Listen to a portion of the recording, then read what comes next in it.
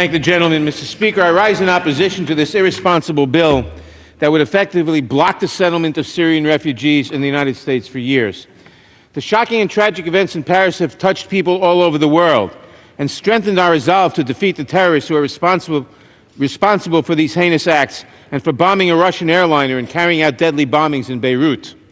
But defeating terrorism should not mean slamming the door in the faces of those who are fleeing the terrorists. That is why I am appalled by the actions of this House and by some of the words of my colleagues today. The United States has always been, and should always be a place of refuge. Remember, the Syrian refugees are running away from ISIS. They are running away from war and terror.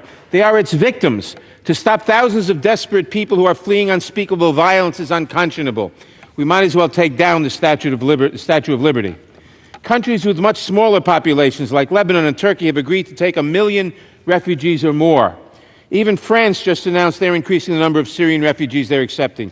We in the United States are talking about a mere 10,000. These refugees are subject to an extensive vetting process which can take up to 24 months. But the real danger America faces is that ISIS, through its propaganda, can radicalize people already here and inspire them to attack the United States from within. In Paris, we saw that several of the attackers were European nationals who could enter the U.S. without being vetted. So it is ridiculous to assert that by denying access to refugees, we would be making America safer. We face a choice that will echo through history. In 1924, a racist, xenophobic, anti-Semitic Congress passed legislation slamming the door shut on Jewish and Italian and Greek and Eastern European immigrants. The Almanac of American Politics said that if it weren't for the 1924 Immigration Act, perhaps 2 million of the 6 million Jews who were murdered in the Holocaust would have been living safely in the United States instead. Back then, we shut our doors to people in desperate need. We must not do so again. We must not let ourselves be guided by irrational fear.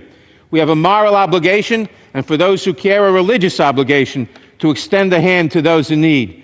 I urge my colleague to oppose this bill, and I yield back the balance of my time. Gentleman from New York yields back.